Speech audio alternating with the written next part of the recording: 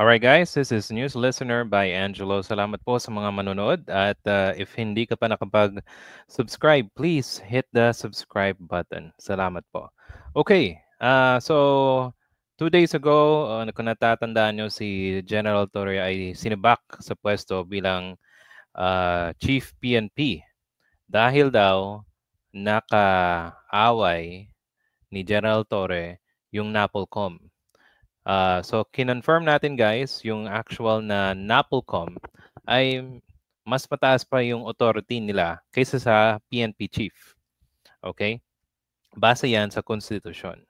Now, merong isang side na hindi actually natin hindi napag-usapan ng halos siguro ng mga tao dahil meron daw isang deal ng pagbili ng firearms sa sa PNP na isa sa mga rason kung bakit daw tinanggal si General Torre kasi hindi tinanggap daw ni General Torre yung proposal na yon. All right. So first, let's watch a video from ANC. So let's listen to this. That the removal of General Nicolas Torre III as National Police Chief had something to do with the planned purchase of 80,000 firearms for the PNP. Okay, yun. So yun, bali-balita yan na isa sa mga reason yung pagtanggal sa kanya dahil daw sa 80,000 deal na sinabi ni DILG Secretary Remulla. Okay? At hindi daw tinanggap ni General Torre. Okay, let's listen more.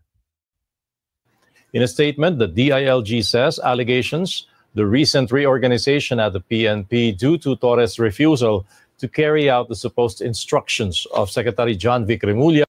Okay, so one main reason yung sinabi ni Secretary Remulla ay yung banggaan nila ni General Torre tsaka ni NAPOLCOM kasi yung ginawa ni General Torre is i-resign assign yung iba't ibang mga pulis sa ibang lugar. At yung second in command na ngayon ay PNP chief ay napunta sa West Mindanao. So sabi ng NAPOLCOM bawal daw 'yon. Okay? Pero meron tong side na yung deal, okay? And some folks mga eksperto nagsasabi na ito ang pinaka big reason na natanggal siya. Kasi hindi na sinunod daw yung sinabi ni secretary, 'di ba? Okay. At bakit daw meron daw information na bakit hindi gusto ni General Torre. So first, let's listen more. Yeah, to purchase firearms is false. It says Torre was asked. So yun, dinenay nila. Okay? Na false daw. Na hindi daw yun ang reason. Okay? By the Secretary to assess the operational necessity of the firearms after receiving an unsolicited proposal. It adds Remulla did not facilitate or endorse any congressional budget insertion for the. Yup. Congressional budget insertion. Okay, it wasn't part sa National Expenditure Program or NEP. Okay? At yun ang mga sabi-sabi, di ba? Yung 80,000 daw ay parang budget insertion. At nakita daw ni General Torre ito, tapos hindi niya sinunod yung proposal na yon, di ba? Kasi hindi siya nakalagay sa sa budget. Hindi nilagay, hindi pinopost. So, ang tawag diyan pareho ng flood control project. Magiging siya, insertion. O, di ba? So, yun. Gustong i-clarify ng mga ng DILG na hindi yan connected sa kanyang pag-removal. Kaso nga lang, yung pag-remove nila, sinabi ni Remulla na wala siyang penalty or wala siyang crime na kinomit. O bakit tinanggal nyo? Di ba?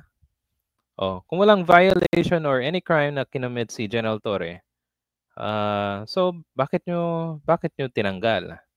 'Di ba? Hindi nila nilagyan ng kahit ilang let's just say, buwan para lang hindi napaka-impact ng ng pagkatatanggal sa kanya kasi ang daming na wingdang, ang daming na kumbaga na shock kasi yung pinaka popular, mas popular pa nga to si si General Torre kay Jovic Remulla. Siya ang pinaka popular na government official, kung natatandaan nyo, meron silang match sana ni Baste. Kaso nga lang, pumunta ng Singapore. Yun. Hindi natuloy yung match. Kaya naging isa sa mga topic ni Bongbong Marcos, si General Torre, doon sa kanyang SONA. Di ba? At hanggang ngayon, ang daming nakikisimpatya, ang daming nalulungkot sa pagtanggal sa kanya. So, kung sa inyo, guys, do you think this is a good move from the President and the DILG? Para sa akin, hindi. Kasi yung pinagpipistahan ng mga DDS tong pagtanggal kay General Torre. Tapos, yung pinakasikat at pinakasikat, let's just say, pinakasikat, although it's short-lived, siya ang pinakasikat na PNP chief recently. Okay? Masikat pa kay yung kukunin na ng ICC soon. 'Di ba? Anong kalokohan tong ginawa ng ating gobyerno? Yan sana na lang iniisip nila muna bago nila tanggalin si General Torre. Sana na lang naglagay sila ng provision or let's just say suspension, pero hindi. Biglaan na forthwith na. 'Di ba?